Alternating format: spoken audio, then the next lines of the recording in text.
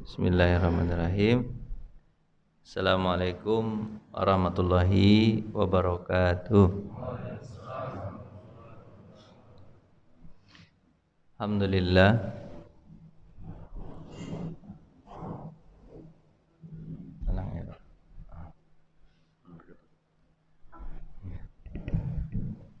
Alhamdulillah hamdan thayyiban mubarakan fihi wa yuhibbunallaha kama yardah. Alhamdulillah alladzi ahyana ba'dama amatana wa ilaihi nusyur. Asyhadu an la ilaha illallah wa asyhadu anna Muhammadan abduhu wa rasuluhu la nabiyya ba'da amma ba'du. Udah, tapi kok enggak muncul?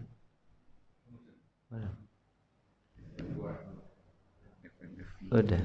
Udah. Nih.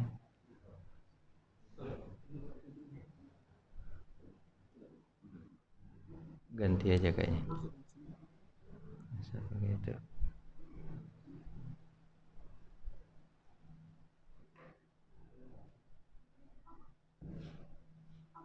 Itu di out biasanya out.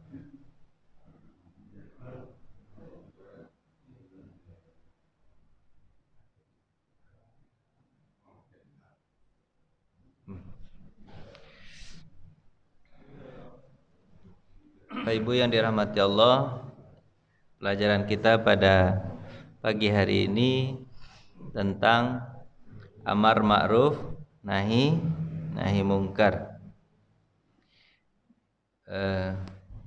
Di buku Minhajul Qasidin ini, Syarah Mukhtasar Ihya Ulumuddin, ini bab yang terakhir di bab tentang kebiasaan. Jadi kebiasaan sehari-hari.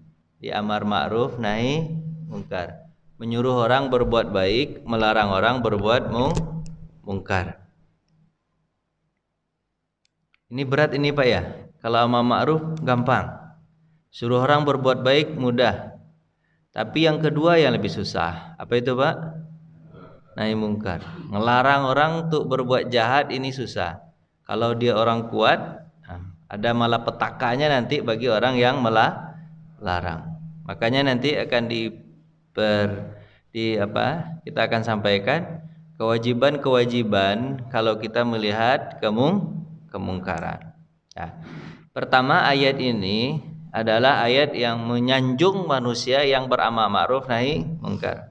Wal takum minkum ummatu yad'una ilal khair wa ya'muruna bil ma'ruf wa yanhauna 'anil munkar wa ulaika humul muflihun. Al-Imran 104. Hendaklah di antara kamu. Jadi walaupun katanya di antara kamu, berarti pemahamannya di sini adalah fardu kifayah. Tidak semua orang harus. Kalau di sini misalnya siapa yang bisa amar ma'ruf nahi mungkar? Yang punya jabatan. Kita ada KM punya jabatan mana? Itu jabatan tuh. Bisa tuh. Yang enggak punya jabatan bisa enggak, Pak? Nggak bisa, nanti orang nanya susah nanti. Misalnya dilarang, Pak, tolong matikan handphone. Misalnya ada jamaah biasanya langsung dia datang ke depan. Baiklah jamaah, saya amar ma'ruf nahi mungkar. Baik, semuanya matikan handphone. Ditanya sama orang, Bapak jabatan apa di sini? Nggak ada, saya pendatang. Pulang. Tapi kalau ditanya matikan handphone, Bapak siapa? Saya DKM. Oh, DKM nggak ya matikan. Jadi amar ma'ruf nahi mungkar itu memang harus ada kekuatan. Kalau tak ada kekuatan nanti orang bertanya susah nanti. Tetangga misalnya nanti ada sembarang tetangga membuang sampah sembarangan, taruh sampah sembarangan. Kalau tetangga juga yang nasihati, nanti berantem dia. Bapak siapa? Saya tetangga Bapak kan. Bapak punya jabatan sini kan? Enggak, diam aja lah Bapak di sini. Oh begitu. Tapi kalau RT apalagi Pak RW. Saya RW di sini. Takut orang langsung, oh IRW. Nah, pokoknya yang punya jabatan itu, makanya Pak, kalau sudah, jadi yang dikatakan fardu kifayah itu, walaupun semua orang wajib amar ma'ruf nahi mungkar, wajib, pada dasarnya semua orang wajib. Siapa yang melihat nanti kalau dia sampai itu, man ra'a minkum mungkaran falyughayyiru biadihi. Siapa yang melihat kemungkaran maka berubahlah dengan tangannya. Kalau nggak bisa, lisannya. Kalau nggak bisa, hatinya. Begitu kan. Jadi memang semua orang kalau langsung melihat ya rebahlah gitu kan. Tapi ada tingkatannya. Ada tingkatannya. Kalau nggak bisa dengan tangan kekuasaan, dengan mulut saja. Kalau mulut saja itu contohnya apa, Pak? Misalnya orang yang di atas kita, seperti orang tua kita, itu gimana tuh, Pak? Itu kan di atas kita tuh. Bisa nggak amar ma'ruf nahi mungkar pegang tangannya? Bapak sembarang aja makan tuh pakai tangan kanan bukan tangan kiri. Berani nggak Pak kepada orang tua begitu? Orang tua Bapak makan pakai tangan kiri, Pak pegang tangannya. Makan pakai tangan kanan, berani nggak? Kualat Bapak tuh. Bukan masalah berani nggak berani, kualat itu. Terus bagaimana? Batas sama ma'ruf nahi mungkarnya itu kepada orang yang di atas kita itu hanya pakai mulut saja dengan kata lemah lembut. Ya, tangan kanan dong ya. Kalau agak berat rasanya ngomong itu di hati aja. Nah, itu selemah-lemah iman. Jadi ada ingkatan. Apalagi kata Imam Al-Ghazali mengatakan gini. Sekarang kalau ada orang yang di atas kita, apalagi dia mempunyai kekuasaan, punya jabatan, kekuasaan, gubernur, wali kota, kita sebut. Nah, kan tak disebut nama, maaf ya. Nah, di atas daripada itu lagi, amar ma'ruf nahi mungkarnya itu batasannya hanya sampai mulut. Dan itu pun kata Imam Al-Ghazali, dulu para khalifah itu masih mau mendengar nasihat-nasihat keras dari para ulama. Tapi ulamanya menjaga wibawanya. Kemudian para pemimpin-pemimpin dahulu itu, para khilafah dahulu itu, hati mereka masih bersih. Walaupun kena nasihat, mereka menerima. Walaupun agak pedas. Dan itu adalah kenyataan. Seperti nasihat kepada Umar bin Abdul Aziz. Hai Umar bin Abdul Aziz, kau lahir sendirian, hidup sendirian, mati sendirian, di dalam kubur sendirian, dihisab sendirian. Maka tidak ada orang yang menolongmu kecuali dirimu sendiri. Hati-hati kamu dengan jabatan ini. Sekarang kau bisa memerintah mereka, tapi besok setelah hari kiamat engkau yang akan dituntutnya. Oh begitu kata Ibnu Hazm kepada Umar bin Abdul Aziz. Kalau Bapak berani nggak begitu ngomong? Sekarang ditangkap Bapak, Pak. Kalaupun Bapak berani ditangkap, masuk Pak penjara. Kalau di mesin nggak masalah, Pak, karena nggak ada jabatan di sini. Yang paling tinggi jabatannya Pak RW sini.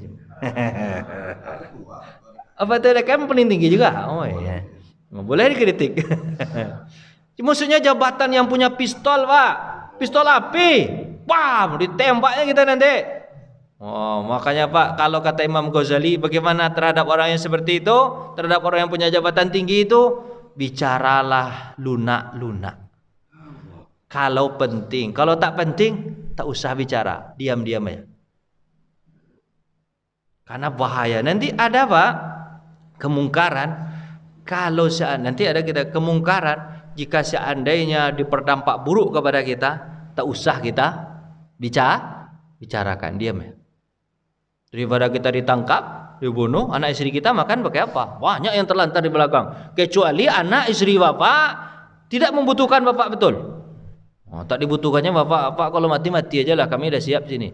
Kalau begitu kata anak istri Bapak, matilah Pak sendiri, tidak masalah. Tapi kalau anak istri Bapak masih butuhkan Bapak, keluarga Bapak masih butuhkan Bapak, kata Imam Ghazali, hati-hati amar ma'ruf nahi mungkar terhadap yang punya jabatan. Saya di masjid berapi-api ngomong, tapi kalau pas di kementerian atau di sana lembut bicaranya, Pak. Hati-hati betul, Pak. Kalau bisa temanya itu jangan yang menjurus ke sana. Sebab kalau udah menjurus ke sana kan, kadang-kadang kita semangat, masuk. Kalau bisa tema itu tentang sholat.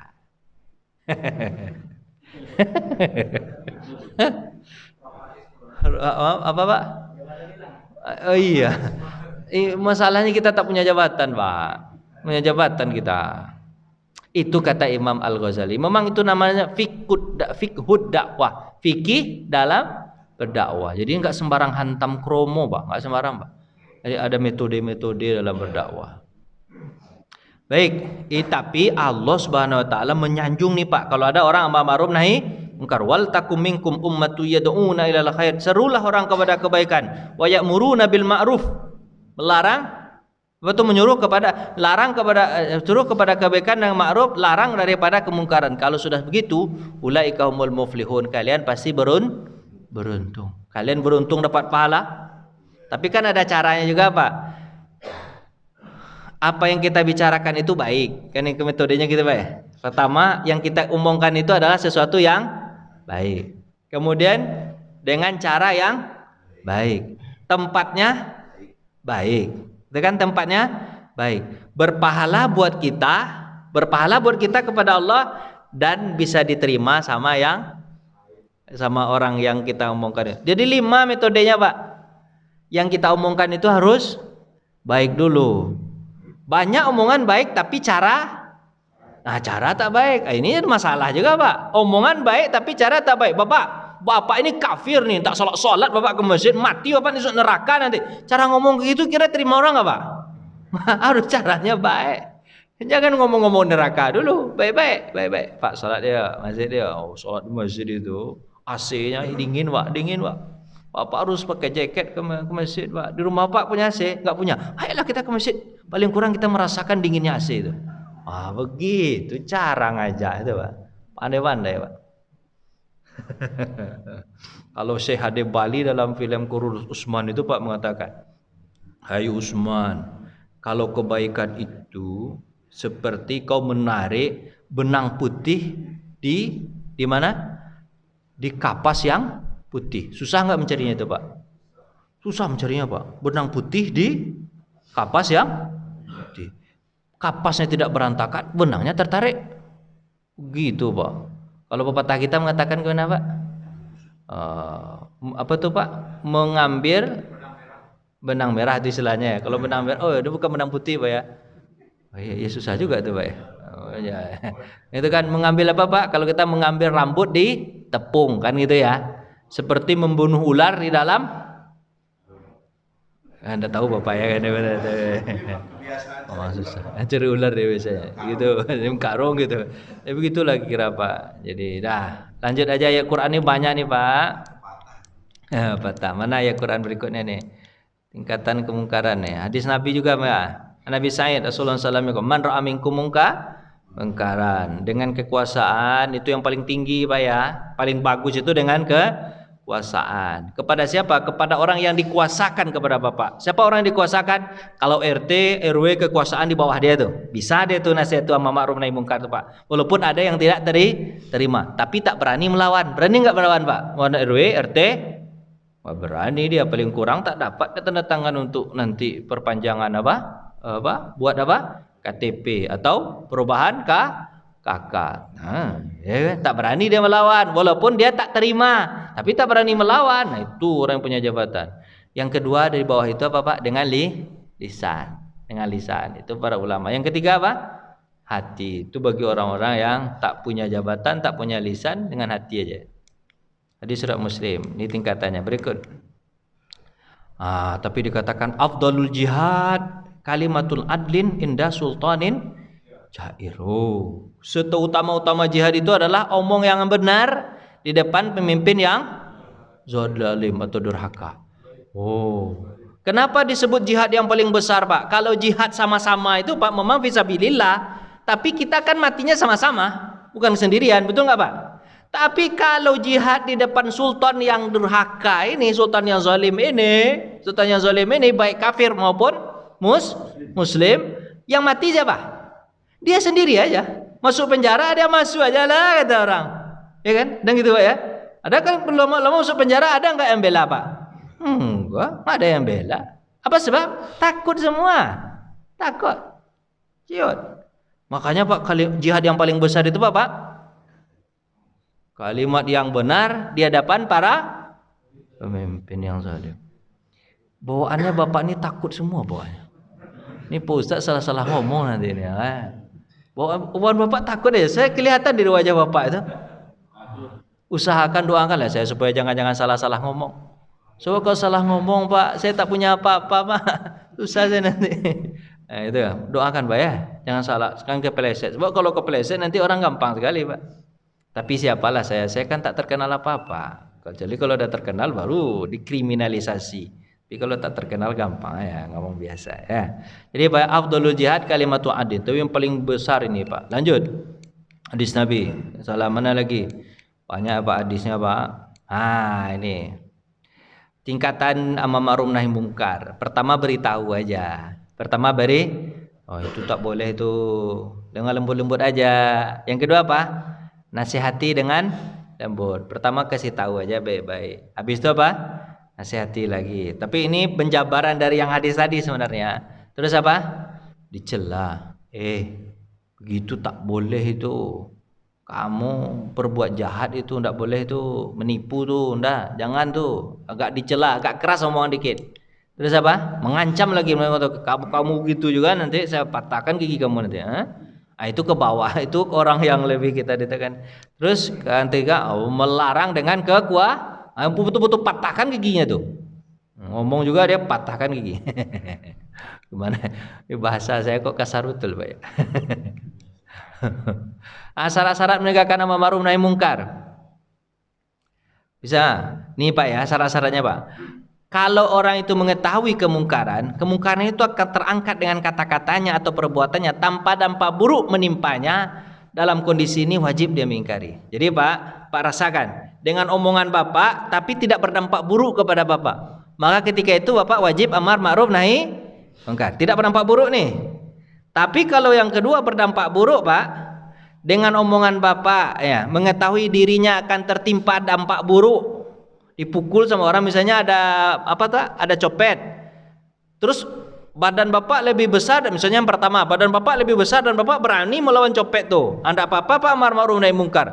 Tapi badan Bapak kecil, copet besar, dia bertiga lagi, Pak sendirian, ada dampak buruk kepada diri Bapak, maka katanya dalam kondisi ini tidak wajib amar ma'ruf nahi mungkar, diam aja lah. Begitu Pak ya. Kalau jadi amar ma'ruf nahi mungkar itu lihat kondisi Pak. Lihat apa? Kondisi. Kalau Bapak merasa bahwa Bapak akan menang melawan dia dengan kata-kata dan perbuatan, amar ma'ruf nahi mungkar. Tapi kalau Bapak merasa kalah nanti, gimana Pak? Diam aja. Diam aja. Tapi orang sekarang banyak menyeratakan, disamakan aja kepada anaknya, padahal anak itu kan kekuasaan dia tuh Pak ya. Kepada anak sekarang orang tua takut amar ma'ruf nahi mungkar. Ayah, sekarang saya mau keluar malam minggu, sekarang nih saya mau pacaran. Apa menurut ayah? Berani apa ayah menolak? Ini ayah sekarang takut. Sebagilah nak. Kunci motor udah ada. Ini kunci motor nah. Duit ada. Dikasih duit. Takut sama anak luar biasa. Begitu orang tua sekarang. Kalau orang tua dulu tak ada cerita takut Pak. Mana mau keluar? Macam saya patahkan gigi kamu nanti keluar juga. Begitu orang tua dulu Pak. Orang tua sekarang tak berani. Padahal di dalam strata amar ma'ruf nahi mungkar, orang yang dikuasakan kepada kita haram kita untuk tunduk kepadanya. Begitu. Metode Bapak bacalah hadis Nabi SAW itu. Hadis Nabi SAW itu orang tua tidak pernah salah. Orang tua tidak pernah salah walaupun salah. Metode hadisnya begitu, Pak. Orang tua tidak pernah salah walaupun salah. Kan hadis Nabi mengatakan, ya kan, hadis Nabi mengatakan berbuat baiklah kamu kepada orang tuamu walaupun dia non muslim. Non muslim salah atau enggak salah, Pak? Salah, tapi disuruh berbuat baik. Itu artinya metode saya memahami itu adalah orang tua tak pernah salah walaupun salah. Jadi orang tua sekarang, Pak, dia benar pun merasa salah. Nah, ini terbalik orang tua sekarang. Pokoknya Pak, kalau kepada orang yang dikuasakan kepada kita, kita harus amar ma'ruf nahi mungkar. Tak ada cerita. Apalagi kita benar, anak kita salah, tak ada cerita kita takut kepada anak. Ini sekarang orang banyak takut kepada anak. Coba ya. Lanjut. Itu yang kedua Pak ya. Yang pertama, Bapak boleh amar ma'ruf nahi mungkar kalau tidak berdampak buruk. Tapi kalau berdampak buruk, jangan. Terus mengetahui dengan kata-katanya tidak berguna sama sekali. Kata-katanya tidak berguna, omong pun dia tidak didengar. Bila dia bicara maka justru akan dipukuli. Dalam kondisi ini tidak wajib juga amar ma'ruf nahi mungkar. Tadi yang kedua masih ada efek untuk orang, tapi ini kata-katanya tak didengar sama sekali. Itu bisa nggak amar ma'ruf nahi munkar, Pak? Misalnya Bapak ini kan malam minggu nih, Pak. Saya malam minggu kan saya ke sini nih. Malam minggu. Ada itu, Pak, nampak saya di jalan tuh, Pak. Nampak saya di jalan tuh. Sekali dua kali beraninya sama mobil pip-pip aja. Pip-pip. Dia motornya jalannya itu 20 km per jam. Tapi pegangannya 120. Kurat betul. Padahal jalan motornya hanya 20 kilometer, lambat betul pegangannya. Saya tuh pipip. Ada yang cuek, Pak. Berarti nomor 2 tuh. Ada yang nomor 3, Pak Jo. Pak. Allah, garang daripada aja. Walah, takut. Kalau begitu, Pak, sama baru naik. Capek aja pipip. Apa katanya kan. Yang keempat, mengetahui pengingkaran tidak berguna dan tidak berguna sama sekali, dan tidak ada dampak buruk yang ditakutkan menimpa dalam kondisi ini, tidak wajib amar ma'ruf nahi munkar. Berdampak buruk juga yang keempat. Jadi intinya gitu ya, Pak ya. Kalau dia berguna lakukanlah dan tidak berdampak buruk. Tapi kalau tak berguna berdampak buruk maka jangan amar ma'ruf nahi munkar. Bapak siap-siapkan pertanyaan, muter-muter di sini aja. Dah. Hendaknya orang yang melakukan kalau rukun amar ma'ruf nahi munkar itu, Pak, yang melakukan itu hendaklah orang yang muslim. Kalau non muslim ngerti enggak mereka amar ma'ruf nahi munkar, Pak? Enggak ngerti mereka. Sebab apa? Sebab mereka tuh kemungkaran itu boleh aja sama mereka. Minum-minuman keras boleh aja. Ya walaupun dia larang-larang sama agamanya, tapi setelah itu gampang aja, kasih duit selesai. Gampang kan? Tebusan namanya kan? Kena saya enggak nih, Pak? Enggak kena kan? Enggak kan, kita sama-sama kita nih. Takut kita ngomong sekarang, Pak, serius, Pak. Itu gampang. Yang Pak, nih saya katakan, Pak, kenapa umat Islam ini dikejar-kejar? Padahal sebenarnya dia tidak makan harta, dia tidak menyusahkan orang, malahan dia kepengen orang itu baik. Tapi kenapa dikejar-kejar? Seperti Nabi Muhammad di Mekah dia dikejar-kejar, udah sampai ke Madinah juga dikejar-kejar. Ditembak sampai di Madinah, Pak, ditembak rumah Nabi Muhammad SAW pakai apa? Pakai panah. Padahal rumah Nabi itu pakai kayak gini rumahnya atau kayak pelepah kurma, Pak? Kira-kira panah tembus nggak, Pak, ke dalam? Tembus lah. Apa kata Nabi? Tak bisa tidur aku malam-malam tuh. Terkejut-kejut, panah pula nih, gitu kan? Terkejut-kejut Nabi Muhammad SAW. Kalau adalah sahabat yang mau menjaga rumah, kan Nabi siang itu sibuk, malam tak bisa tidur. Datang Sa'ad bin Abi Waqqas, saya yang akan menjaga ya Rasulullah. Jadi sapamnya Nabi Muhammad SAW. Didoakan sama Nabi, ya Allah, semoga Sa'ad bin Abi Waqqas, semoga semua doamu dikabulkan Allah dan setiap anak panahmu mengenai. Kan begitu doa Nabi SAW kepada Sa'ad bin Abi Waqqas. Baru setelah itu beberapa hari datang Al-Quran, turun Al-Quran. Wallahu ya'simuka minan nas. Hai Muhammad, jangan takut, rumahmu tak perlu dijaga, aku yang menjaga, Allah yang menjaga, kata Allah Subhanahu wa taala. Baru setelah itu, hai Sa'ad, pulanglah, Allah yang menjaga saya. Padahal Nabi sudah sampai ke Madinah. Apa salah Nabi, Pak? Tak dibawanya duit dari Mekah itu sedikit pun tak dibawanya. Tapi dikejar sama orang kafir Quraisy. Kejar sama kafir Quraisy. Kemudian orang kafir Quraisy membuat kesepakatan dengan Abdullah bin Ubay bin Salul. Ketika itu masih kafir, tapi dia setelah perang Badar masuk Islam, jadi orang munafik besar. Kesepakatan untuk membunuh Nabi Muhammad dengan kafir Quraisy. Tidak ada salah Nabi Muhammad. Setiap orang Madinah sudah muslim datang ke Mekah, ditangkap, dipukuli. Begitu. Padahal apa salahnya orang Islam, Pak? Apa salahnya? Salahnya cuma satu, terlalu baik. Sebab kalau orang minta maaf kepadanya, orang Islam itu dimaafkan. Orang itu tahu, Pak, orang Islam itu memaafkan kalau dia minta maaf. Kan itu kok ya. Makanya Pak, orang Islam itu yang paling tidak bisa toleransi terhadap kemungkaran. Betul nggak, Pak? Nggak boleh minuman keras. Islam tetap mengatakan nggak boleh. Dimanapun tempatnya, kapanpun, sedikit banyak, tetap tidak boleh. Berzina tidak boleh. Mencuri tidak boleh. Pokoknya segala bentuk kemungkaran yang paling getol untuk melarang siapa? Orang Islam. Maka mereka yang merasa melakukan perbuatan jahat itu merasa terusik dengan omongan yang baik ini. Akhirnya mereka gimana? Sepakat seluruh agama untuk menghancurkan agama Islam. Kenapa? Islam ini yang paling ini, Pak. Coba kalau Bapak orang Islam ini diam-diam aja. Bapak dikejar atau enggak? Pasti enggak. Bapak diam aja lah. Bapak diam aja, nggak usah Pak. Ini orang minuman keras. Kalau orang bertanya nanti, Bapak sebagai seorang Islam, bagaimana menurut Bapak minuman keras? Boleh. Nah, Bapak ngomong lagi itu, pasti Bapak tadi apa-apa kan? Yakin? Tapi kalau Bapak haram, saya cari kesempatan untuk bunuhmu nanti. Karena setan yang nyuruh untuk bunuh. Dia amar ma'ruf nahi mungkar itu yang paling getol siapa Pak? Orang Islam aja. Yang lain? Maka terusilah orang non-muslim, terusik pula orang muslim tapi yang munafik dan fasik. Terusik mereka karena mereka ingin hawa nafsu. Bolehkah mencuri orang-orang lain? Apa jawaban Islam? Gak boleh. Kira-kira orang yang suka mencuri, mengambil uang rakyat, kira-kira merasa aman atau tak aman? Marah nggak dia sama Bapak? Marah dia. Padahal Bapak ngambil duit dia? Enggak, yang ada duit Bapak yang diambil. Tapi kenapa kok dia marah? Kok Bapak nggak bisa jawab? Jawablah. Saya tanya tadi, Bapak pernah ngambil duit mereka? Enggak. Yang ada mereka yang ngambil duit Bapak. Tapi kenapa kok mereka yang marah sama Bapak? Hah?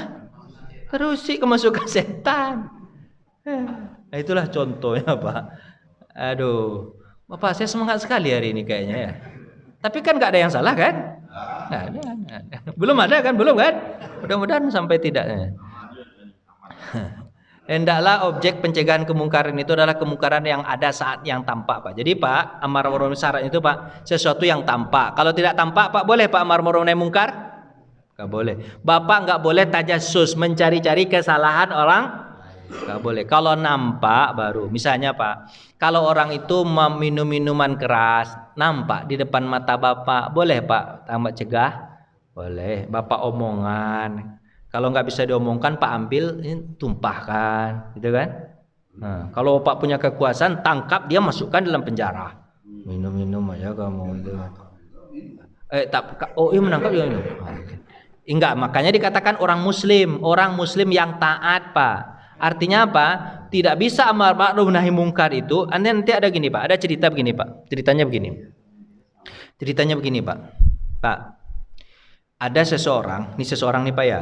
Ada seseorang, dia itu di pasar nih, ceritanya di pasar. Ada sampingnya itu orang penjual daging. Jadi yang biasanya kan yang daging-daging yang itu kan ada yang terbuang dikit-dikit Pak ya. Diambil yang terbuang dikasih ke kucingnya. Bukan untuk dia, diambil terbuang kasih ke kucingnya. Suatu saat seorang alim ini melihat penjual daging ini nipu. Orang sekilo cuma 9 odd. Harusnya berapa? 10? Nampak sama dia menipu kan. Akhirnya kucingnya ini dibuang ya. Alim itu kucing ini dibuang ya. Terus orang dia tidak berani amar ma'ruf nahi mungkar sebab dia tidak dikuasakan terhadap orang yang jual daging ini. Sama-sama penjual daging, satu alim, satu sama bukan penjual daging lah, bukan. Yang satu ini penjual baju lah contohnya, bukan penjual daging. Kalau dia penjual daging itu ambil daging aja kan. Tapi baju kan nggak bisa dikasih sama kucing kan. Nah, itu kan. Satu penjual baju, satu penjual daging. Ya sayur lah Pak ya, sayur ya. Ayo deh. Bapak robah dikit apa sayur. Cuman saya lupa juga dia penjual apa nih orang alim ini. Oh iya, mana pula penjual daging dengan penjual baju Pak ya? Penjual sayur yang betul. Bapak yang betul, saya yang salah. Penjual sayur Pak, penjual sayur. Akhir itu Pak dibualnya kucing ini. Penjual daging bertanya, Pak, kenapa Bapak nggak ngambil tetelan yang tadi yang saya buang-buang? Bapak mau kasihkan ke kucing lagi? Apa kata dia? Dia mengatakan gini, aku melihat kamu curang dan aku tidak mau merasa berhutang budi walaupun untuk kucing bukan untuk kita nih. Untuk kucing merasa berhutang budi kepadamu hingga aku tidak bisa amar ma'ruf nahi mungkar. Daripada aku tidak bisa amar ma'ruf nahi mungkar, aku buang kucingnya. Artinya Bapak, orang yang bisa amar ma'ruf nahi mungkar itu adalah orang yang melepaskan dirinya dari ketergantungan kepada orang itu. Paham gak Pak tuh? Serius? Bapak anggu-anggu aja Pak, betul-betul paham. Bapak kalau ingin amar ma'ruf nahi mungkar, hilangkan ketergantungan Bapak kepada orang itu. Serius Pak. Kalau Bapak tergantung kepada orang itu, bisa nggak Bapak ngomong? Bisa nggak Bapak ngomong? Apalagi Bapak sendiri yang makan daging tersebut, bukan kucing Bapak. Ini kucing cuma. Sulit Bapak ngomong. Apa kata pepatah itu mengatakan, bagaimana orang itu akan ngomong jika seandainya mulutnya penuh dengan air? Bisa nggak ngomong Pak? Airnya mulut bilang, begitu. Makanya Pak, jangan termakan budi sama orang yang berbuat jahat. Pisahkan diri dengan. Makanya para ulama begitu Pak. Ibnu Hazim ketika bertemu dengan Sulaiman bin Abdul Malik, bukan bertemu dia, seorang Sulaiman bin Abdul Malik kan khalifah pada dinasti Bani Umayyah, khalifah yang kelima Pak, khalifah yang kelima, Sulaiman bin Abdul Malik. Terus dia mengatakan, siapa lagi yang belum menemuiku? Dia haji ketika itu ke Madinah. Siapa lagi yang belum menemuiku? Apa kata orang? Ada seorang ulama namanya Ibnu Hazm. Ibnu Hazim orang nyebutnya bisa Ibnu Hazm juga. Ibnu Hazm. Dipanggil Ibnu Hazm. Sini. Kenapa kau tidak mendekatkan diri kau kepadaku sementara yang lain datang? Apa kata Ibnu Hazim? Apa maksudmu wahai khalifah? Mendekatkan diri kepadamu sementara kita tidak saling mengenal. Berani enggak Bapak ngomong begitu kepada presiden Bapak? Dipanggil Bapak, diundang, habis itu Bapak datang kepadanya, terus dipanggil, Bapak berapa kali kami panggil, Bapak baru datang hari ini. Kenapa Bapak menjauh kepada kami? Bapak berani nggak kenal? Bapak berani nggak ngomong ini? Kita tak kenal, makanya kita tidak saling membutuhkan. Berani nggak Pak ngomong gitu? Itu aja berani. Kita tak kenal. Walaupun saya mengenal Bapak, tapi saya tak butuh sama Bapak. Ngapain saya datang? Dan Bapak pun tak butuh sama saya. Ngapain kita bertemu? Kata Ibnu Hazim. Begitu kata dia. Kalau sekarang udah ditangkap itu Pak. Wah, habis itu apa? Apa kata Ibnu Hazim? Apa kata Sulaiman? Ini hati khalifah yang masih bersih itu Pak. Masih bersih, iman kuat dalam hati itu Pak. Itu kan? Apa kata dia? Pak Ustadz ini benar nih. Pak Ustadz ini benar. Kalau begitu saya minta nasihat. Tolong nasihati. Kenapa sih kami ini takut kepada akhirat sementara kalian para ulama ini tidak takut sama akhirat? Apa katanya? Kau membangun duniamu tapi tak membangun akhiratmu. Makanya kau takut masuk ke akhirat, sementara kami membangun akhirat kami tak takut untuk mati. Begitu. Berani nggak Bapak ngomong begitu? Saya yakin Bapak tak berani, mati Bapak nanti. Kalau Bapak bilang aja di sini berani karena di masjid. Coba dari sono. Kalian membangun dunia kalian sementara kami membangun akhirat kami. Makanya kalian takut mati sementara kami tidak takut mati. Menangis Ibnu Hazim, menangis Sulaiman. Begitu para ulama dulu Pak. Apa sebab Pak? Dikasih ketika itu Pak, setelah itu beberapa banyak nasihat dia, dikasih setelah itu duit 100 dinar. Banyak itu Pak. 100 dinar kali 4 juta berapa tuh Pak? 400 juta kasih duit. Apa kata dia? Aku tak butuh uang ini. Kasihkan kepada orang yang membutuhkan. Begitu cara menjaga izah wibawa Pak. Tapi kalau Ustaz sekarang dikasih duit amplop, enggak usah kasih amplop Pak, transfer aja lah. Kena juga. Pokoknya Pak, kalau ingin amar ma'ruf nahi mungkar, lepaskan diri kita ketergantungan dari orang itu. Itu yang kedua ini Pak. Jadi Pak, yang kedua itu adalah kalau kemungkaran itu tampak. Kalau tak tampak Pak, jangan dicegah, jangan dicari-cari. Orang kalau minum minuman keras dalam rumahnya boleh nggak dicari-cari Pak? Bapak minum keras ya? Ada minum keras Bapak. Haram hukumnya. Dulu pernah Umar bin Khattab Pak. Pernah Umar bin Khattab dulu mendengar seorang istri dengan suami bertengkar dalam rumah. Gara-gara istrinya ini melarang suaminya minum minuman keras. Didobrak sama Umar pintunya orang tadi. Car, ditamparnya suami ini. Tar, kamu minum minuman keras ya? Apa kata siapa Pak? Kata siapa? Kata orang yang dalam minum minuman keras tadi. Hai Umar, beginikah cara agama Islam, agama kita untuk amar ma'ruf nahi mungkar?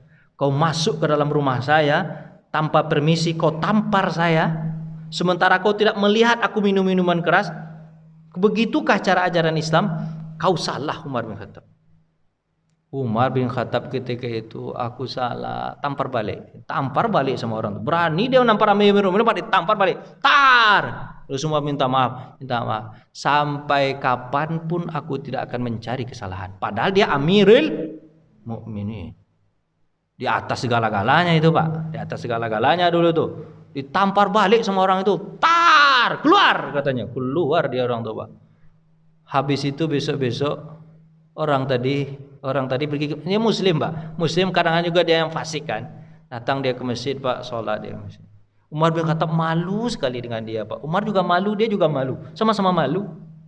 Terus akhirnya pada beberapa kesempatan, satu kesempatan pernah mereka bertemu. Kemudian Umar bertanya, kenapa kau sholat ke masjid?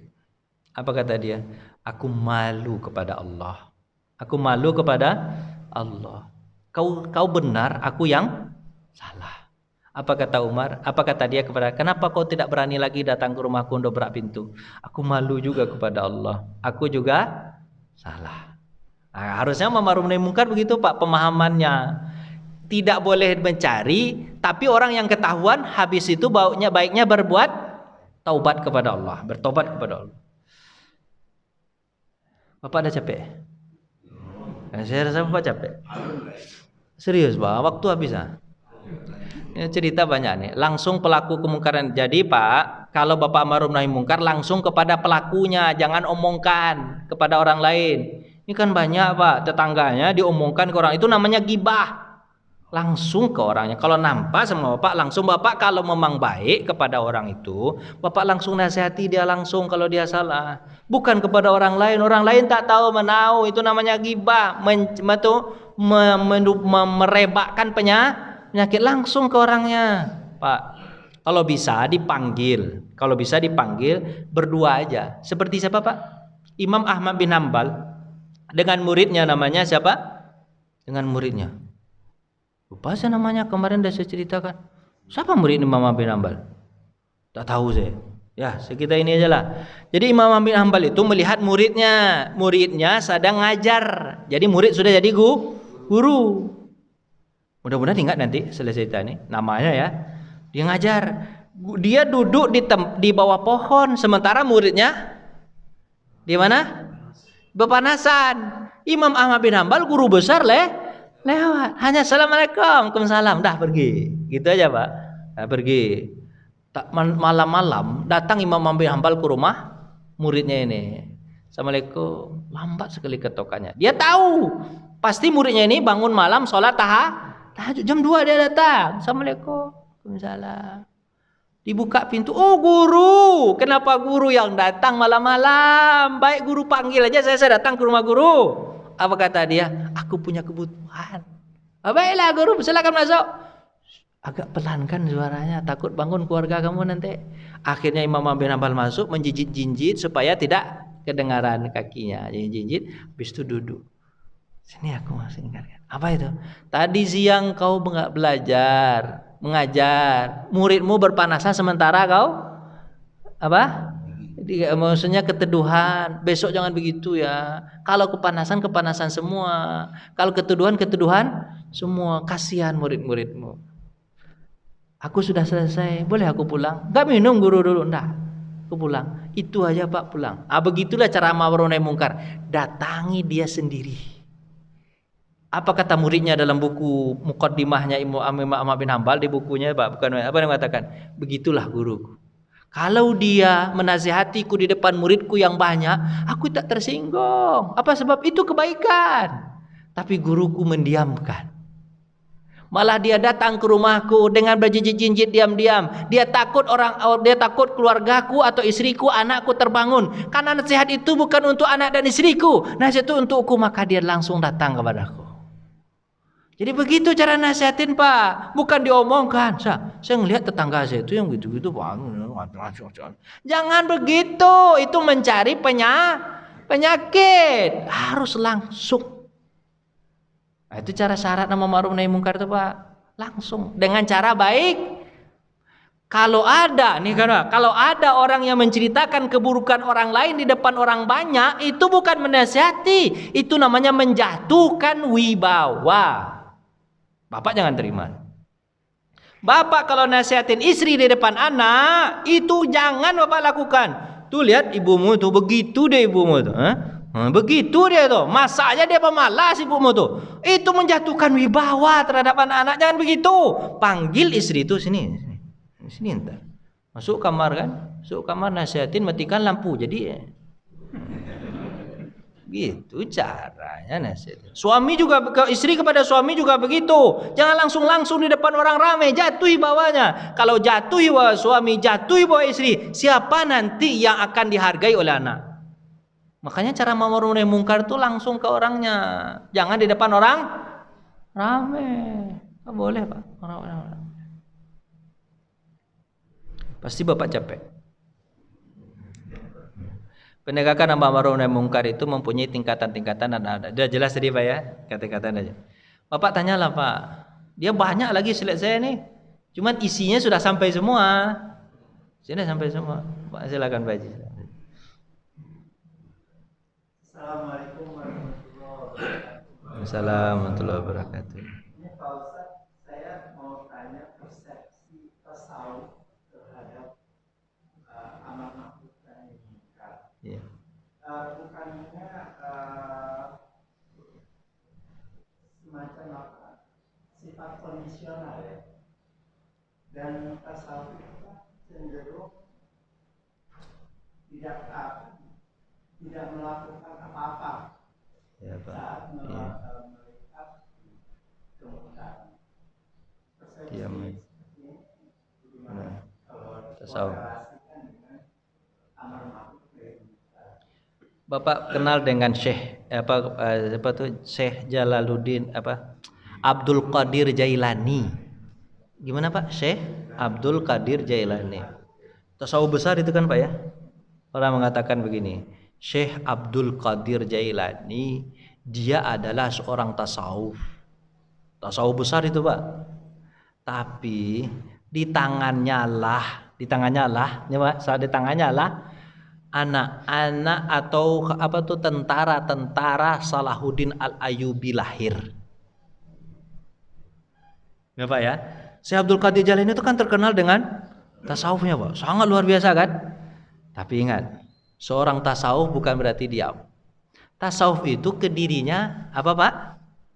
Membersihkan hati kan bagus Pak ya? Bagus ya. Tapi amar ma'ruf nahi mungkar wajib hukumnya. Bukan kalau yang disebutkan tadi itu tasawuf yang sesat itu Pak. Tasawuf yang sesat. Tasawuf yang sesat itu apa Pak? Seperti kehancuran ketika Turki Utsmani atau tasawuf ketika pada kehancuran Abbasiyah. Pak jadi bacalah sejarah. Kehancuran Abbasiyah itu Pak, karena sudah digerogoti oleh tasawuf yang sesat itu.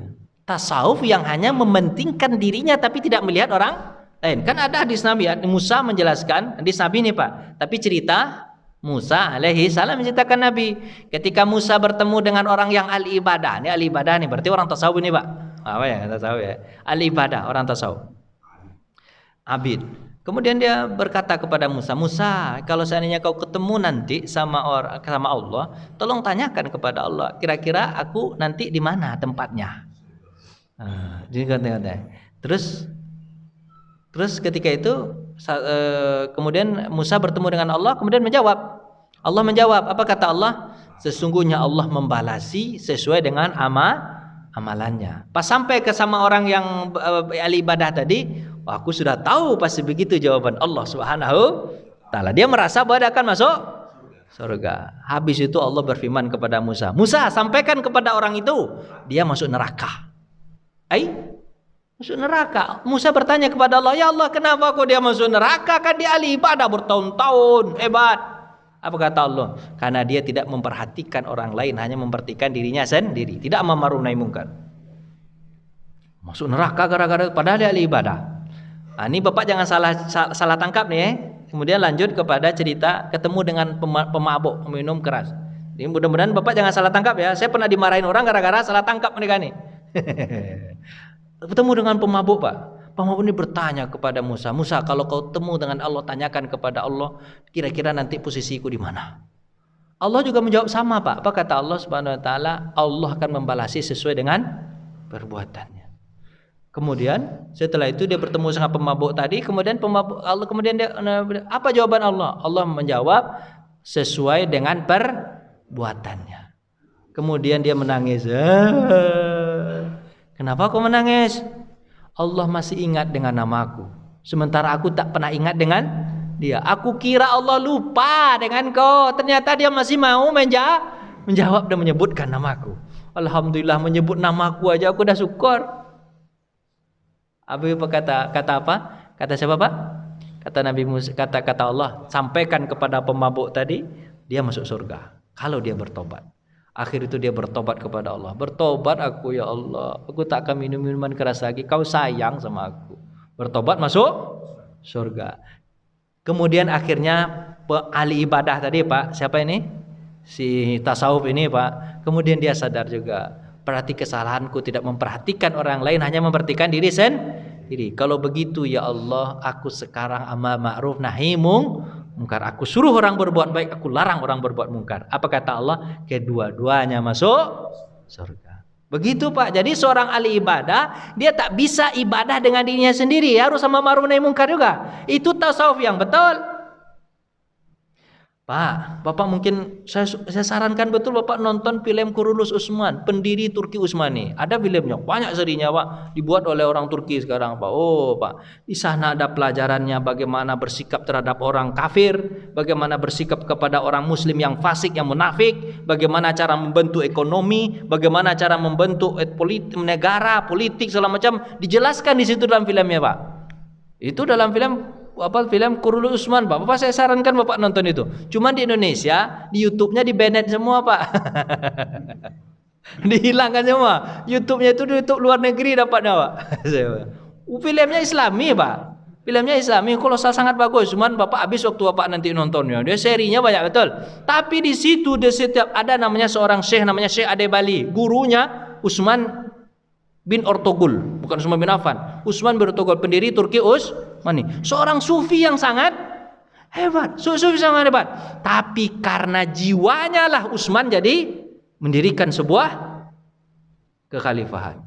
Seorang tasawuf jadi guru bagi pendiri negara Islam. Jadi tasawuf itu Pak, tasawuf ya untuk diri membersihkan hati, tazkiyatun nafs, tapi tidak meninggalkan ma'ruf nahi mungkar. Ini termasuk juga Imam Al-Ghazali. Kenapa kok dia bisa nulis buku begini? Kalau dia tasawuf begitu aja untuk mementingkan diri, tentu tidak ada yang begini. Tapi ternyata dia juga orang ahli fikih. Dia juga adalah ahli hadis. Makanya dia jelaskan ini. Jadi Pak, tasawuf itu jangan Bapak anggap tasawuf itu ya mati aja lah. Mati aja. Orang itu minuman keras biarin aja lah. Enggak begitu. Sesat itu. Itu yang menghancurkan Khalifah Abbasiyah ketika sudah menggerogoti tasawuf yang salah. Mohon maaf Pak. Silakan Pak. Ya.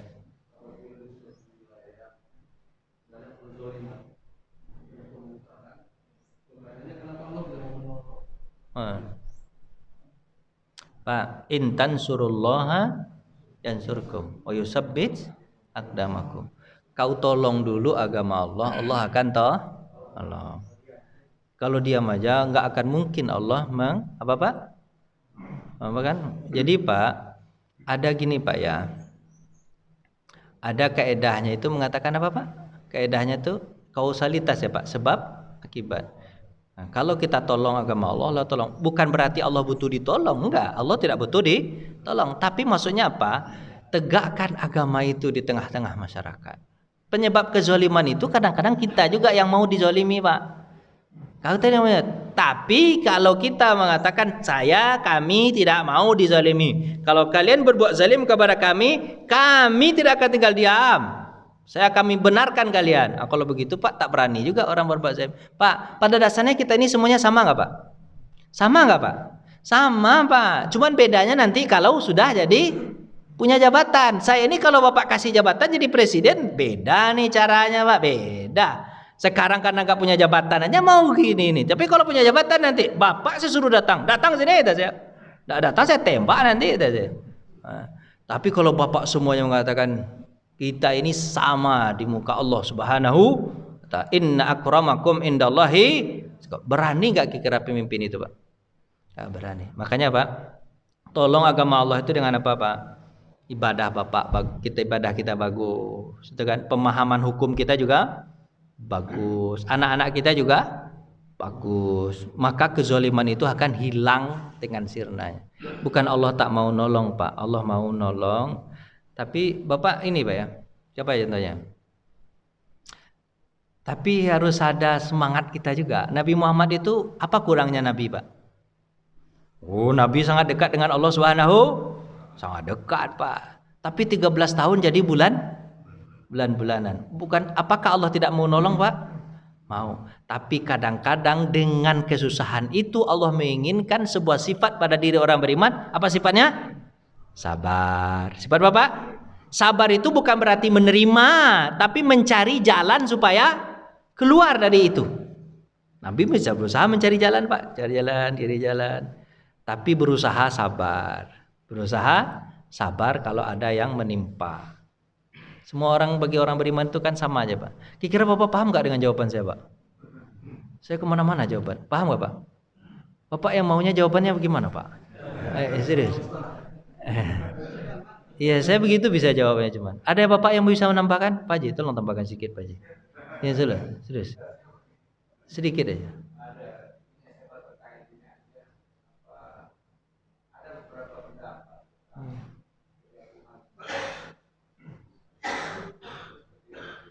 Turkmani, Abbasiyah.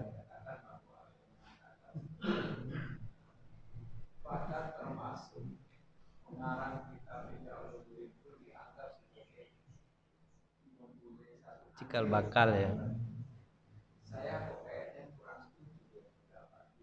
Iya.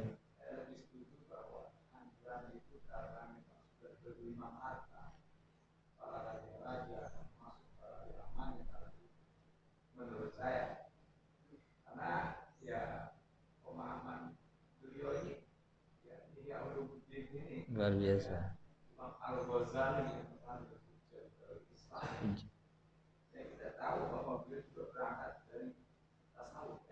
Filsafat.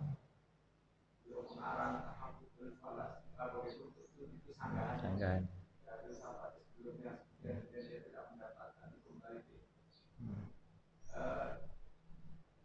Hampir semua cendekiawan Muslim mengatakan kenapa Imam Al-Ghazali sebagai satu di antara penyebab penghancuran itu komentar kalian yang luar biasa. Ini terkait dengan itu. Apakah ini juga terkait dengan seluruh dan para ahli yang tadi yang sehingga Allah pun akan karena kan memang dikatakan bahwa apa ya Faktaku adalah tidak usi kos. Nah itu tidak akan mengenai orang yang zalim saja, orang yang baik pun tidak akan kena. Karena dikatakan mengapa? Karena dia tahu ada orang yang kita tidak terkait dengan ini saya tanyakan ini aja masalah. Iya. Bagaimana pendapat? Saya lebih setuju. Jadi ada yang membantah. Salah satu di antaranya yang saya baca bukunya Ali Muhammad As-Solabi. Bukunya ahli sejarah, dia mengatakan Ali Muhammad As-Solabi itu membantah, mengatakan bahwa yang menyebab kehancuran salah satu di antaranya adalah Imam Al-Ghazali. Padahal bukan, kata dia. Imam Ghazali adalah penggerak untuk Penggerak untuk mujahid. Dia tidak, makanya dia lebih setuju memang ketika itu kenapa terjadi kehancuran ketika para ulamanya dan para pemimpinnya sudah bergelimang harta. Memang itu mau jadi penghancurannya begitu. Jadi Muhammad Salabi itu mengatakan begini. Coba lihat, kata dia. Allah akan memuliakan suatu kaum ketika kaum itu memegang agama Islam. Tapi Allah akan mengganti kaum tersebut ketika mereka meninggalkan agama. Coba lihat, dinasti Bani Umayyah juga begitu. Hancur-hancurnya itu gara-gara meninggalkan agama. Tapi jaya-jayanya mereka ketika memegang agama. Rasulullah, para sahabat itu ketika memegang agama, dalam waktu beberapa tahun selesai dunia itu sama mereka, ya kan? Tapi ketika mereka tinggalkan agama, selesai semua. Jadi Pak Abbasiyah juga begitu. Awal-awal dia masa keemasan, bagaimana cerita Harun Ar-Rasyid, Al-Amin, Al-Ma'mun, gitu kan, berikutnya kan cerita begitu. Mereka megang agama dan ulama mereka juga mendampingi mereka. Oh, tapi Pak pada masa khalifah, pada masa ini Pak, kehancuran siapa? Kehancuran dinasti Bani Umayyah itu Pak, namanya Al-Walid bin Abdul Malik. Itu Khalifah Walid bin Abdul Malik sudah mulai gini-gini Pak ya. Tahu nggak Bapak? Datang ulamanya kepada Al-Walid bin Abdul.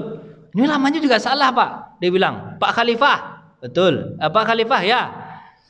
Khalifah itu adalah perpanjangan tangan Allah Subhanahu wa ta'ala. Karena perpanjangan tangan Allah di muka bumi ini, maka Pak Khalifah nanti tidak akan ditanya terhadap apa yang Bapak Khalifah lakukan. Benar nggak ulamanya itu Pak? Benar nggak ulamanya itu Pak? Dibilangnya, Pak Khalifah, Bapak Khalifah buat aja lah sekehendak hati Bapak, sebab nanti Bapak tidak akan ditanya. Apa sebab? Karena Bapak perpanjangan tangan Allah Subhanahu wa ta'ala. Ulama sesat. Jadi kalau sudah masuk ulama sesat, Walid bin Abdul Malik sebenarnya tidak mau dapat ulama-ulama begitu, tapi di ulama-ulama baik disingkirkan oleh ulama-ulama ulama-ulama jahat. Jadi ada juga ulama-ulama itu yang mengambil kepentingan dari jabatan itu. Itu artinya. Nah, kalau sudah digrogoti kepada pemimpin itu oleh ulama-ulama yang sesat, ya sesatlah pemimpin itu. Tapi setiap pemimpin kalau dibarengi dengan ulama-ulama yang baik, baiklah pemimpin itu. Makanya Nabi mengatakan sinfani, dua pondasi. Kalau baik kedua-duanya, baiklah umat ini. Ulama dan umat kedua-duanya. Tapi salah satu aja baik, salah satu aja yang jahat, selesai semuanya Pak. Selesai semuanya. Jadi Pak, ya gitulah kira-kira. Jadi kalau makanya Pak, sebenarnya ulama-ulama dulu Pak, biar mereka amar ma'ruf nahi mungkar, mereka tidak masuk kepada kepemimpinan. Itu Pak, biar netral Pak. Tapi pemimpin itu yang datang ke dia untuk minta nasihat. Kalau sekarang, kalau datanglah ulama kepada pemimpin tersebut, apa kata hadis mengatakan? Mereka tidak akan memberikan dunianya kepada kalian wahai para ulama, malahan makanan agamamu yang akan dimakan oleh para pemimpin itu. Akhiratmu akan dimakannya. Mereka mau nggak memberikan dunianya Pak? Mau nggak dia? Ulama tadi disuruh gantikanlah saya di khalifah ini, mau nggak dia? Nggak mau. Kasih aja duit, kalaupun dia kasih duit, tapi mana fatwa kamu yang jahat-jahat mana? Untuk saya pasti dia minta imbalan, tak akan memberikan sedikit pun. Makanya ulama tuh dia ada. Bapak bacalah sejarah khalifah dinasti Bani Umayyah, dinasti Abbasiyah. Ulama-ulama yang hebat, Imam Syafi'i, Imam Maliki, Imam Hambali, Imam Ibnu Daud segala macam. Adakah mereka menjabat atau menjadi orang ini, Pak? Rata-rata mereka di luar dari kekuasaan, tapi orang itu datang untuk minta fatwa. Begitu ulama yang berwibawa, Pak. Kalau sekarang, Pak, maaf Pak, iya Pak, silakan Pak.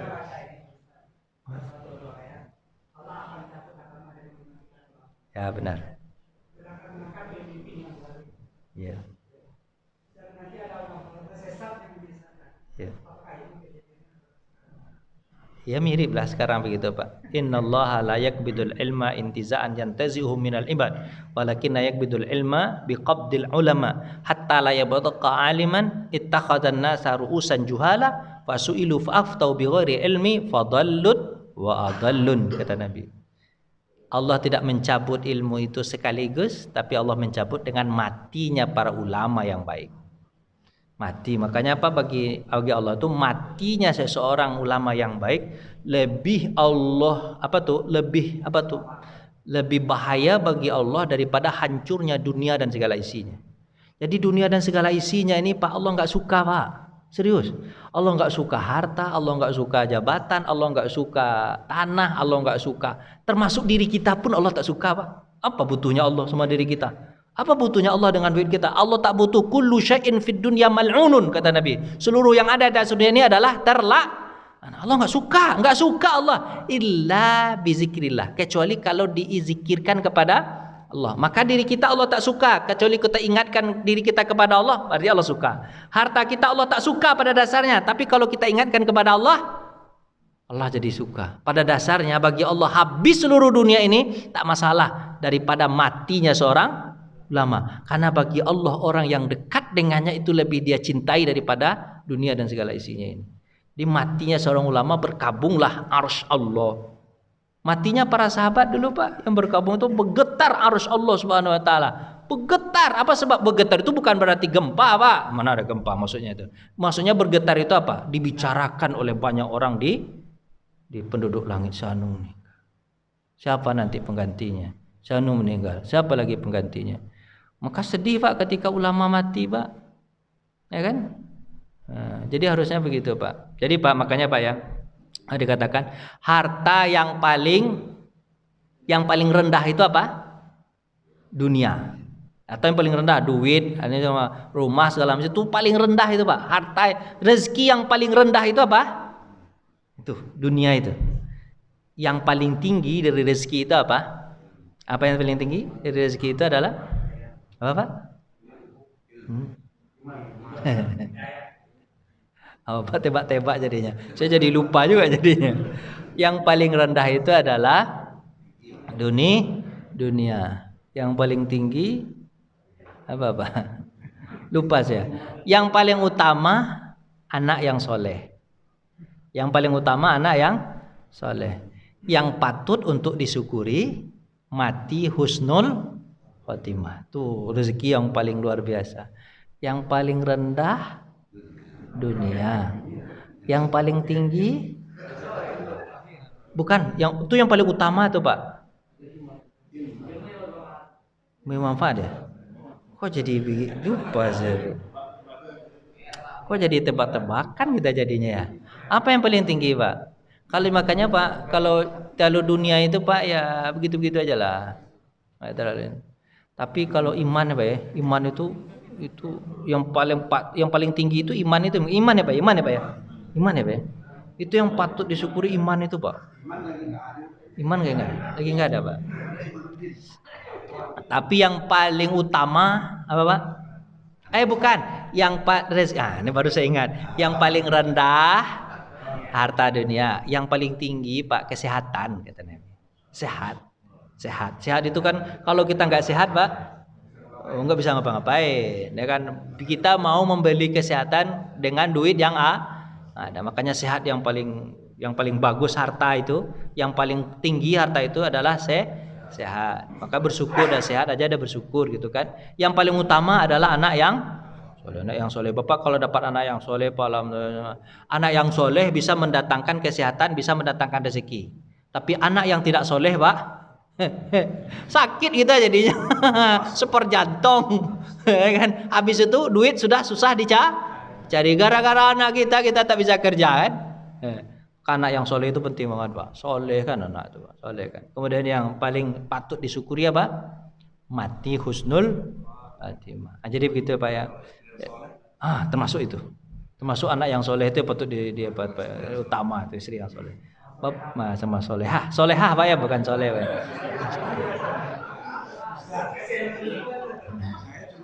Jadi Bapak iya kan juga sih tadi. Jadi begitu ya Pak ya. Jadi itulah kira-kira Pak ya. Jadi amar ma'ruf nahi munkar ini temanya masih banyak serius Pak, banyak banget. Cuman saya sudah sampaikan semuanya. Sampaikan semuanya dan intinya begitulah. Intinya begitu. Amar ma'ruf nahi munkar ini memang wajib. Seperti yang disampaikan tadi, ya ummuhu biqab. Nanti kalau kalian tidak amar ma'ruf munkar, seluruh kalian nanti akan disiksa. Kalau Nabi mengatakan masalul qaim seperti orang fi hududillah. Sekalian ini seperti menegakkan agama Allah ini seperti apa? Di dalam sebuah kapal. Kata Nabi kan, sebuah kapal. Ada yang di bawah, ada yang di atas. Yang di bawah itu orang-orang yang mengetahui, orang-orang yang alim itu kan, orang-orang yang dekat dengan Allah. Tapi yang di bawah adalah orang-orang yang awam, yang tidak mengetahui, yang zalim, yang fasik gitu kan. Tapi kalian di sebuah kapal. Kalau kalian tidak ada interaksi dengan orang yang tak tahu ini, maka orang yang tak tahu ini dia butuh sesuatu. Dia butuh air contohnya, kata Nabi kan, dia butuh air. Kalau kalian tidak ada interaksi, maka dia akan bercoba untuk melubangi kapal. Sebagian yang mengatakan orang yang di atas, orang yang alim, biarin aja dia ngelubangi kapal, paling mati sendiri aja dia. Biarin aja orang itu berzina, mati dia masuk neraka sendiri aja dia. Kan itu kan? Apa kata Nabi SAW? Kalau dia tidak cegah orang yang di atas tadi, tidak mencegah ma'ruf nahi munkar, maka karam-karamlah, wajah kharu jami'ah. Karam lah semuanya. Tapi kalau dia cegah faiza najau jami'ah. Kalau dia cegah maka sukses semuanya, kata Nabi. Maka orang yang di atas harus ada interaksi dengan orang yang di bawah. Orang yang tak tahu itu harus dikasih tahu. Ini nggak boleh nih, ini nggak boleh. Ini nggak boleh, ini haram nih, nggak boleh nih. Harus kasih tahu. Sebab kalau habis semuanya.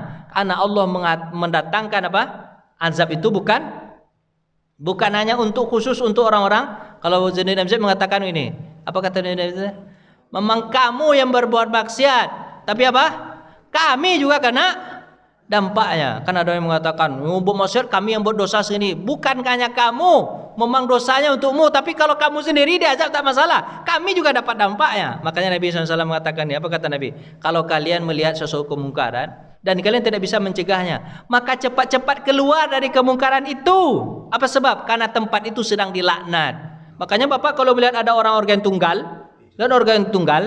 jangan Bapak duduk pula sebentar, tak berbaju. Gitu pula kata Bapak nanti kan, duduk pula Bapak di sana. Jangan. Bisa jadi tempat itu sedang laknat oleh Allah. Kalau datang nanti musuh besar, mati Bapak semua di situ. Walaupun masing-masing mereka dibangkitkan sesuai dengan niatnya masing-masing, tapi mati bersama. Jadi begitu Pak, amar ma'ruf nahi munkar harus tegakkan. Kalau tidak, hancur bersama. Tapi siapa yang berani? Siapa yang berani? Tak ada yang berani sekarang. Masuk penjara. Yang berani masuk penjara, baru keluar 3 hari masuk lagi. Apa itu namanya? Tapi dia sudah mengawakafkan dirinya untuk itu. Takut ya, Bapak dipancingnya saya Pak itu Bapak. Pak. Udah Pak, silakan. Belum Pak. Apa?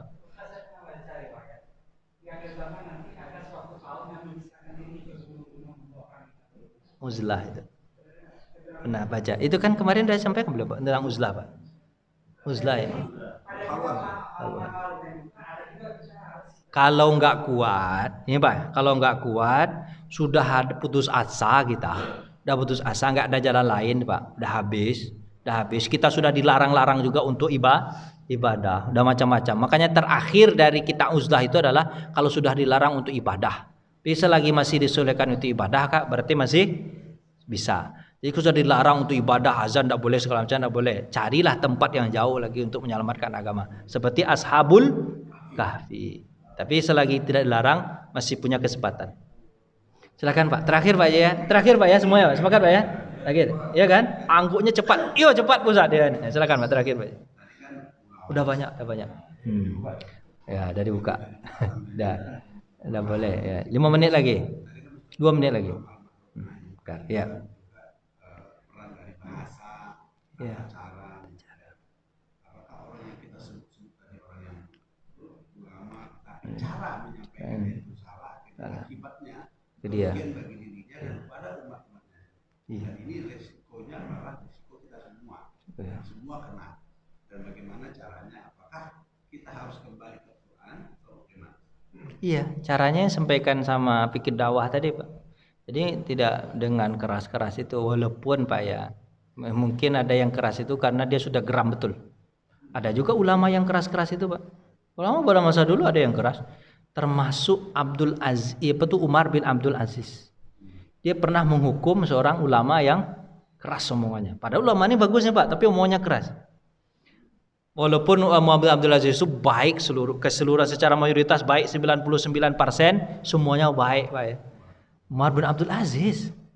Tapi ketika dia dipuji sama orang, hai Umar, pada masamu sangat luar biasa, semoga tempatmu di surga. Apa kata dia? Bagaimana aku dengan Hanafiyah? Siapa itu? Abdullah bin Hanafiyah itu namanya itu. Bagaimana aku dengan Abdullah bin Hanafiyah? Dia ulama tapi keras semuanya Pak. Disuruh tangkap sama khalifah yang ada di Damaskus. Tangkap dia, pukul dia dengan apa? Dengan cambuk. Walaupun ulamanya masih sama muslim itu Pak ya. Tapi karena keras itu Pak, sebenarnya Umar bin Abdul Aziz nggak mau. Karena Umar bin Abdul Aziz orang keras seperti itu masih ditoleransi aja biasa. Kalau orang yang hatinya bersih Pak, orang hatinya bersih, Ya kan? Kalau dikeras-keraskan begitu, ya biasa aja. Seperti Umar bin Khattab, berapa keras orang menghina apa dia kan, mengkritik dia. Hai Umar, kalau kau tak adil, aku luruskan kau dengan pedang nih. Seorang anak muda dia kan. Hai Umar, kalau kau tak lurus, aku luruskan kau dengan pedang nih. Artinya aku bunuh kau kalau macam-macam. Apa kata Umar? Aku butuh pemuda seperti ini. Kalau sekarang Pak orang menggunakan pedang begitu, ditembak lembang mati. Nah, itu kan kalau ulama yang masih kuat, tapi ulama di Damaskus gerah. Suruh tangkap Umar bin Abdul Aziz ketika itu jadi gubernur di Hijaz, Mekah, Madinah. Ditangkap, habis itu dipukul. Cuman 40 kali pukul, Pak. Ulama itu ada juga omongannya keras tapi badannya lemah, Pak. Omongannya keras tapi badannya lemah. Dipukul 40 kali pukul, Pak. Penyebab itulah dia sakit dan mati. Menyesal seumur hidup Umar bin Abdul Aziz. Makanya ketika orang memujinya, kau luar biasa Umar bin Abdul Aziz. Apa kata dia? Bagaimana aku nanti di hadapan Allah bersama Abdullah bin Hanafiyah. Kalau dia tuntut. Walaupun yang pukul bukan Umar bin Abdul Aziz. Akhirnya Pak ulama ada juga begitu, Pak. Ulama ada yang kasar begitu, yang keras, bukan kasar ya. Keras atau kasar itu, Pak? Kasar atau keras. Ada ulama yang begitu, Pak. Dia niatnya baik, cuman dia sudah gerah mungkin. Dia gerah, Pak. Kalau saya kan mulutnya aja yang kasar. Bukan kasar, saya keras suaranya. Tapi ngomong kan gak kasar. Lembut kan? Kalau ini kan langsung menunjuk orang dia, Pak. Wah, Jano, gitu kan. Wah, itu kan. Orang bisa aja memenjarakan. Bisa aja memenjarakan. Nah, jadi begitu, Pak ya. Kalau bisa memang fikih dakwah itu dipelajari. Gimana cara fikih dakwah? Kata Imam Ghazali, terhadap para pemimpin-pemimpin sekarang lebih baik kalian menjauh. Kalaupun kalian patut untuk menasihati, nasihati aja dengan lembut-lembut. Itu kata pendapat Imam nasihatin lembut. Ini pemimpin sekarang nih, tergantung nanti kalau pemimpinnya sudah berubah lagi bisa dinasihatin agak keras. Nasihatilah. Tapi kalau tidak bisa dengan keras, Pak, gimana, Pak? Lembut-lembut. Kalaupun dengan lembut-lembut mereka tidak mau dengar, diam ajalah. Nah, itulah selemah-lemahnya iman. Tapi begini, Pak. Iya, Pak. Jadi, Pak, kalau ke atas kita itu amar ma'ruf nahi munkar itu kewajiban hanya sampai di mulut, Pak. Dan bisa hilang mulut tersebut kalau berdampak buruk kepada kita. Yang amar ma'ruf nahi munkar itu, Pak, ke bawah kita, Pak. Atau orang yang diberikan kekuasaan kepada kita, seperti anak bapak, istri bapak. Bapak tidak boleh kalah tuh kepada keponakan bapak. Bapak nggak boleh kalah tuh, nggak boleh kalah tuh. Kalau bapak RT, jangan kalah bapak dengan RT itu. Kalau bapak RW, jangan bapak kalah dengan RW itu. Saya RW di sini, Oh, begitu. Pokoknya orang yang dikuasakan kepada bapak, jangan bapak kalah di situ. Jangan bapak kalah. Tapi orang yang tak dikuasakan kepada bapak, lihat-lihat kondisi. Itu intinya pelajaran kita nih, Pak. Orang yang tidak dikuasakan, dengan bapak tidak punya kekuasaan apa-apa, lihat-lihat kondisi. Hati, kalau masih ada hati itu, Pak, itu masih dimasuk surga insya Allah, Pak. Hati tidak suka dengan keburukan itu. Sebab kalau dia kena lagi nanti banyak dampak buruk nanti yang lain. Kalau dia mati, misalnya orang lain pendukungnya nanti ikutan mati melawan juga, kan banyak ya jadi dampak buruk, Pak. Makanya ada yang mengatakan gini, kalau terhadap pemimpin itu, kalau pepatah Minang itu kan, dia megang di hulu, kita megang di hilir. Apa tuh, Pak? Pak, dia megang di pangkal, kita megang di pisaunya, luka kita kalau kita tarik-tarikan. Ya kan? Lebih baik lepaskan aja. Hati masih bagus. Makanya hadis tadi mengatakan hati. Kalau masih ada hati masih beriman. Tapi kalau nggak ada hati, nggak ada nampak keburukan itu malah mendukung juga, berarti sama aja dengan orang itu. Saya rasa Bapak capek betul karena muter-muter di situ aja. Ya kan? Terima kasih, Pak ya. Makasih atas perhatian. Mohon maaf atas kesalahan. Kalau ada kata-kata yang salah, memang amar ma'ruf nahi munkar ini sangat luar biasa. Memang harus kita jalani sekarang. Karena ini paling berat dalam agama ini. Kalau kita jalani, kita termasuk orang yang baik. Terima kasih. Assalamualaikum warahmatullahi wabarakatuh.